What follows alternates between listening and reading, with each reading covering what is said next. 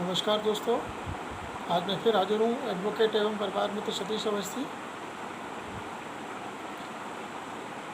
दोस्तों, आज मैं फिर आपके समक्ष एक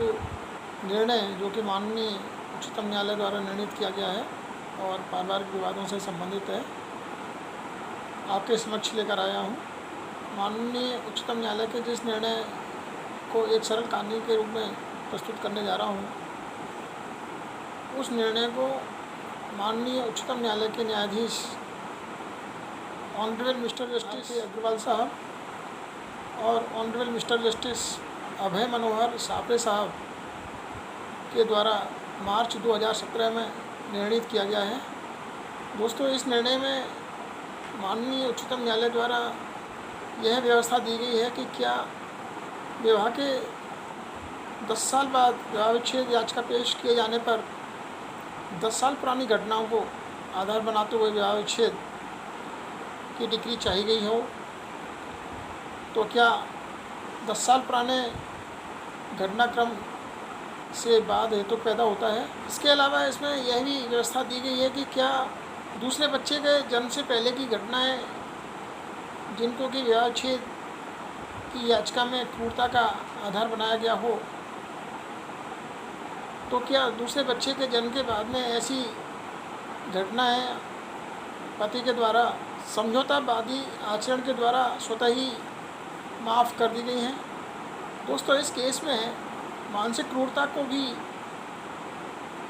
डिफ़ाइन किया गया है। दोस्तों, इस केस की कहानी इस प्रकार है कि फरवरी 1999 में इन दोनों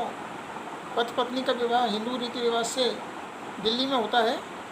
और विवाह के बाद जून 2002 में एक पुत्री का जन्म और फरवरी 2006 में दूसरी पुत्री का जन्म होता है। और दूसरी पुत्री के जन्म के बाद में उनके बीच में पहले से चली आ रही कड़वाहट और इतनी बढ़ जाती हैं कि पत्नी को अपने दोनों बच्चों को लेकर अपने पीहर जाकर रहने के लिए मजबूर होना पड़ता है। और इस तरह पत्नी अपने दोनों बच्चों के साथ में अपने माता पिता के यहाँ करीब 4 साल तक रहती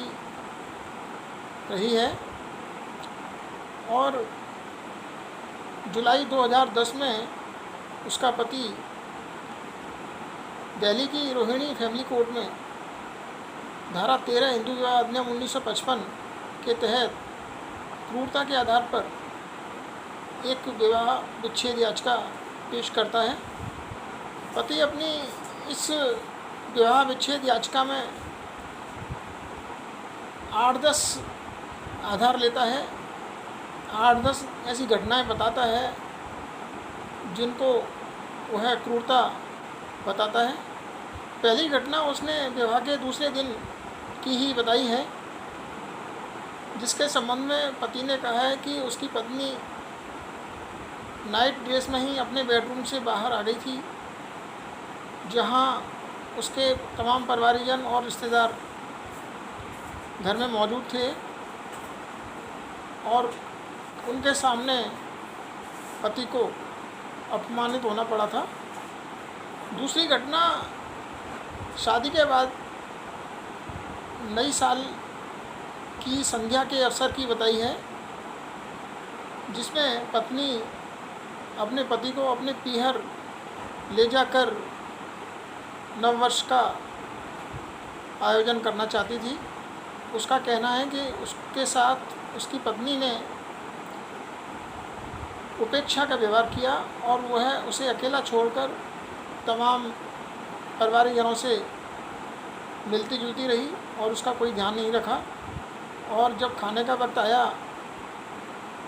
तब भी उसकी उपेक्षा की। इसके अलावा उसका कहना था कि वह त्यौहार और अन्य कार्यक्रमों के दौरान घर में उत्साह का माहौल नहीं बनाए रखती थी और घर का वातावरण गंभीर बना देती थी। इसके अलावा उसका कहना था कि वह उसके माता पिता का सम्मान नहीं करती थी, आदर नहीं करती थी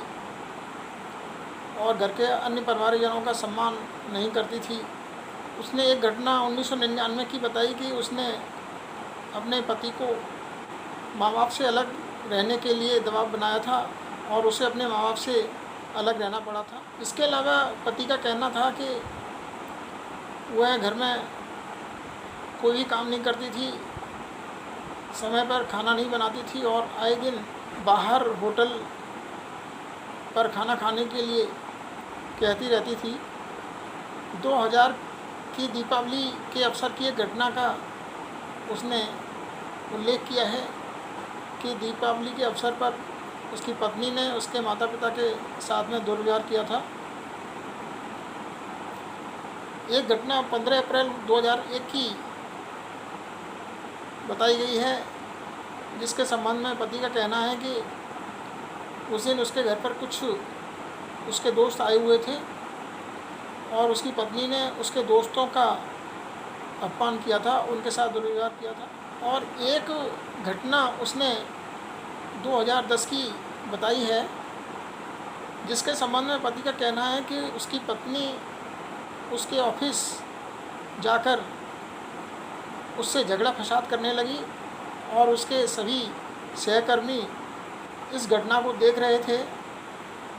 और उसकी पत्नी ने उनके सामने उसका अपमान किया, उसके साथ दुर्व्यवहार किया। यह कहते हुए पति अपनी धारा 13 हिंदू विवाह अधिनियम 1955 की विवाह विच्छेद याचिका में विवाह विच्छेद की डिक्री की मांग करता है। पत्नी ने अपने पति की इस विवाह विच्छेद याचिका का पैरावाई जवाब देते हुए इन सभी आरोपों का खंडन किया और उसने भी धारा 9 हिंदू विवाह अधिनियम 1955 के तहत दाम्पत्य अधिकारों की पुनर्स्थापना बाबत एक याचिका उसी कोर्ट में प्रस्तुत की और माननीय न्यायालय से निवेदन किया कि उसके पति ने उसका और उसके दोनों बच्चों का परित्याग कर दिया है और ऐसा परित्याग किए जाने का कोई भी कारण नहीं है। वह अपने पति के साथ रहना चाहती है, इसलिए उसके द्वारा पेश की गई दाम्पत्य अधिकारों की पुनर्स्थापना की डिक्री उसके हक में जारी की है। माननीय अधीनस्थ न्यायालय ने दोनों ही केसेज में विवाद्यक तय किए। पति की ओर से पेश की गई विवाह विच्छेद याचिका में पहला विवाद्यक यह तय किया गया कि क्या पत्नी ने अपने पति के साथ में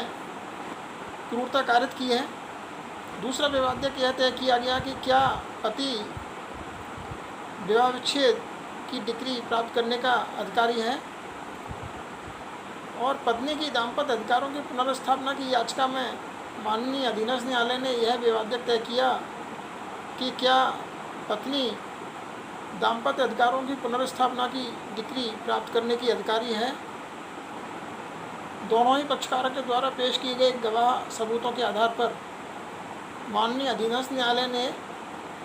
दिसंबर 2012 में पति की ओर से पेश की गई विवाह विच्छेद याचिका तो स्वीकार कर ली गई और उसमें पति के पक्ष में विवाह विच्छेद की डिक्री पारित कर दी गई, लेकिन पत्नी के द्वारा पेश की गई दाम्पत्य अधिकारों की पुनर्स्थापना की याचिका खारिज फरमा दी गई। पत्नी ने माननीय अधीनस्थ न्यायालय के इस निर्णय से व्यथित होकर दिल्ली हाईकोर्ट के समक्ष अपील पेश की और दिल्ली हाईकोर्ट ने भी अधीनस्थ न्यायालय का ही निर्णय बहाल रखा। पत्नी के द्वारा पेश की गई अपील खारिज फरमा दी गई। माननीय दिल्ली हाईकोर्ट के इस निर्णय से भी व्यथित होकर पत्नी ने अपनी अपील माननीय उच्चतम न्यायालय के समक्ष पेश की। माननीय उच्चतम न्यायालय के समक्ष दोनों पक्षकारों की बहस सुने जाने के बाद माननीय उच्चतम न्यायालय ने कहा कि धारा 13(1) के clause 1A Hindu marriage act 1955 में मानसिक क्रूरता को परिभाषित नहीं किया गया है। माननीय उच्चतम न्यायालय ने समर घोष बनाम जया घोष के मामले का उदाहरण प्रस्तुत करते हुए कहा कि इस केस में honourable mister justice Dalveer Bhandari साहब ने कहा था कि मानसिक क्रूरता के निर्धारण के लिए कोई फॉर्मूला नहीं बनाया जा सकता है। मानसिक क्रूरता का निर्धारण पक्षकारों के व्यवहार का उचित अध्ययन किए जाने के बाद ही किया जा सकता है। माननीय उच्चतम न्यायालय ने समर घोष बनाम जया घोष के मामले में अभिनिर्धारित सिद्धांतों के आधार पर हस्तगत इस केस में पति के द्वारा लगाए गए आरोपों की जांच की और माननीय उच्चतम न्यायालय ने पति के द्वारा लगाए गए समस्त आरोपों का सूक्ष्मता के साथ में अवलोकन करते हुए कहा कि पति के द्वारा लगाए गए आरोप समर घोष बनाम जया घोष में दिए गए सिद्धांतों को संतुष्ट नहीं करते हैं, क्योंकि इस केस में पति के द्वारा जो आरोप लगाए गए हैं वह पहले तो इस प्रकार के आरोप हैं जिनका कोई भी विवरण प्रस्तुत नहीं किया गया है, वे आइसोलेटेड नेचर के हैं। दूसरा कारण माननीय उच्चतम न्यायालय ने यह बताया कि इस केस में पति ने 2006 से पहले की घटनाएं अपने समझौतावादी आचरण से माफ़ कर दी हैं, क्योंकि पति ने खुद यह तथ्य स्वीकार किया है कि उसकी पत्नी उसकी दूसरी पुत्री के जन्म तक उसके साथ ही रही थी। तो इसका तात्पर्य यह है कि 2006 से पहले की पति के द्वारा जो घटनाएं क्रूरता के रूप में प्रदर्शित की गई हैं, वे सभी घटनाएं पुत्री के जन्म के कारण, जो कि एक समझौतावादी आचरण है, पति के इस प्रकार के आचरण से 2006 से पहले की सभी घटनाएं स्वतः ही माफ़ हो गई हैं। तीसरा, माननीय उच्चतम न्यायालय ने कारण बताया कि 2006 के बाद की जो घटनाएं हैं वह बहुत ही कम हैं और 2006 के बाद में जो भी घटनाएं क्रूरता के रूप में बताई गई हैं उनका कोई भी विवरण प्रस्तुत नहीं किया गया है। इस वजह से उनको धारा 13(1)(a) हिंदू मैरिज एक्ट 1955 के अर्थों में क्रूरता के रूप में परिभाषित नहीं किया जा सकता। माननीय उच्चतम न्यायालय ने कहा कि जहां 2006 से पहले की सभी घटनाएं पति के द्वारा माफ़ कर दी गई हों और 2006 के बाद की घटनाएं इस प्रकार की हों जिनका कोई भी विवरण प्रस्तुत नहीं किया गया हो, जिसकी कोई तारीख, महीना, साल नहीं बताया गया हो, उस घटना की कोई पृष्ठभूमि नहीं बताई गई हो, उस घटना के संबंध में कोई गवाह सबूत पेश नहीं किया गया हो, तो ऐसी घटना के आधार पर विवाह विच्छेद की डिग्री प्रदान नहीं की जा सकती। माननीय उच्चतम न्यायालय ने कहा कि जहां 10 साल पुरानी कोई घटना अपनी विवाह विच्छेद याचिका में वर्णित की गई हों, तो ऐसी 10 साल पुरानी घटनाओं के आधार पर कॉज ऑफ एक्शन एराइज होना नहीं पाया जा सकता है। 10 साल पुरानी घटना के आधार पर बाद हेतु पैदा नहीं हो सकता है। माननीय उच्चतम न्यायालय ने कहा कि बाद हेतु तभी पैदा हो सकता है जब घटनाएं आवर्ती प्रकृति की हों या घटनाएं इस प्रकार की हों जो अनवरत जारी हों और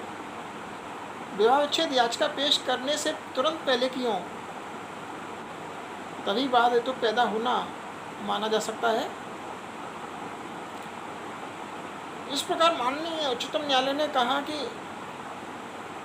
अधीनस्थ न्यायालय ने इस केस में विवाह विच्छेद की डिग्री पारित कर एक ज्यूरिसडिक्शनल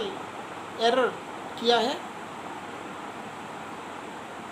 और दिल्ली हाई कोर्ट ने अपना निर्णय देने से पहले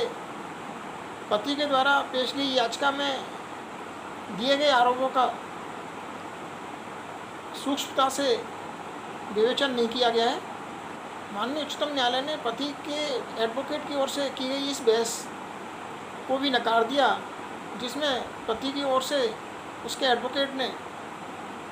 बहस करते हुए कहा था कि 2006 के बाद की यह प्रमुख घटना है कि उसकी पत्नी अपने पति के ऑफिस में जाकर उससे झगड़ा फसाद करने लगी थी और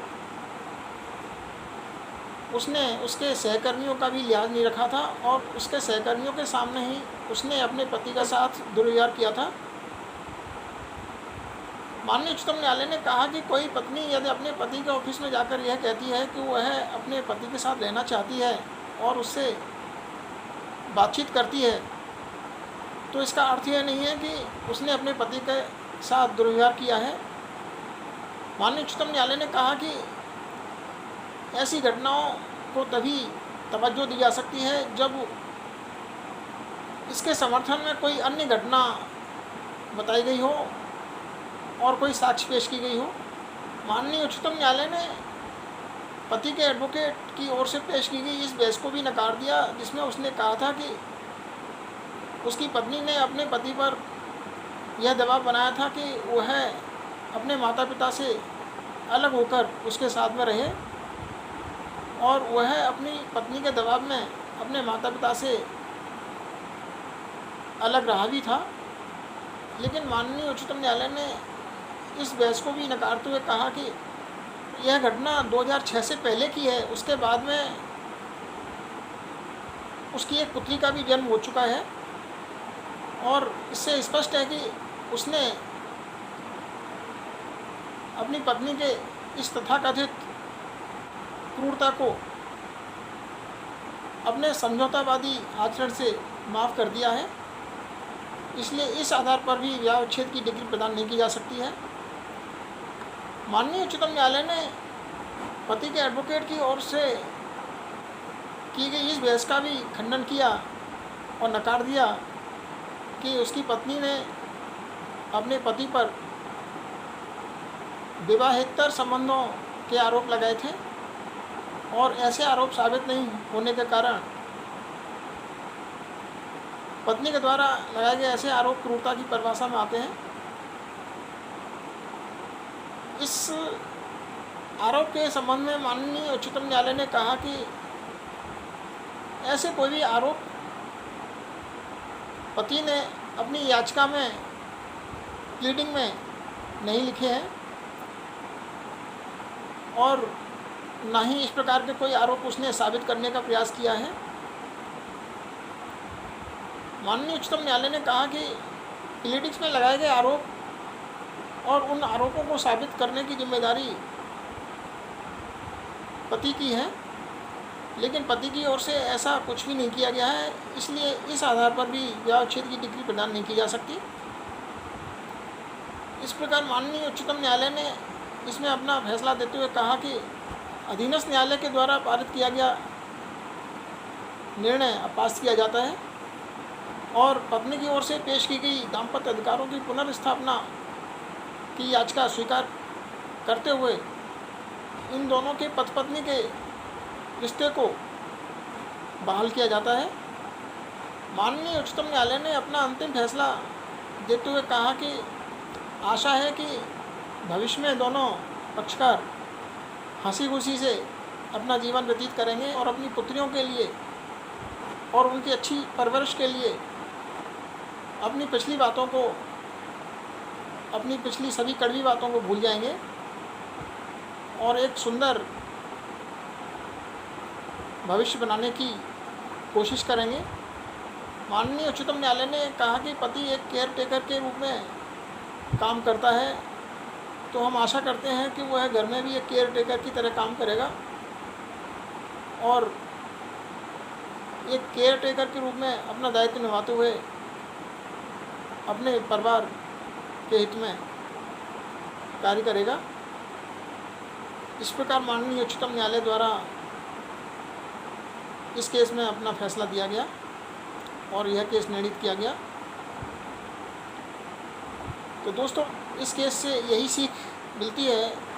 यदि 10 साल पुरानी घटनाओं के आधार पर कोई विवाह विच्छेद याचिका पेश की गई है तो ऐसी पुरानी घटनाओं के आधार पर बाद हेतु पैदा हुआ नहीं माना जा सकता। और इसके अलावा पुरानी घटनाओं के बाद में यदि उनके किसी बच्चे का जन्म हुआ है तो यह उपधारणा की जाएगी कि पति ने अपनी पत्नी के तथाकथित क्रूरतापूर्ण कृत्यों को अपने समझौतावादी आचरण से माफ़ कर दिया है। इसके अलावा हमें इस केस से यह भी सीखने का अवसर प्राप्त होता है कि क्रूरतापूर्ण आरोपों को साबित करने के लिए उनसे संबंधित घटनाओं का आवर्ती या अनवरत जारी होना बहुत ज़रूरी है। और ऐसी घटनाएं विवाह विच्छेद याचिका से पहले की, तुरंत पहले की होनी चाहिए। तो दोस्तों, आपको आज का यह निर्णय और इस निर्णय के आधार पर सुनाई गई यह कहानी पसंद आई होगी। यदि आपको यह कहानी पसंद आई हो तो आप इस वीडियो को शेयर करें। मैं इसी प्रकार आपके समक्ष माननीय उच्चतम न्यायालय द्वारा निर्णीत ऐसे ही केसेस जो कि पारिवारिक विवादों से संबंधित होते हैं आपके समक्ष लेकर हाजिर होता रहूँगा। आपने यह वीडियो अंत तक देखा है, इसके लिए आपको बहुत बहुत धन्यवाद। तो फिर मिलते हैं कल, तब तक के लिए नमस्कार।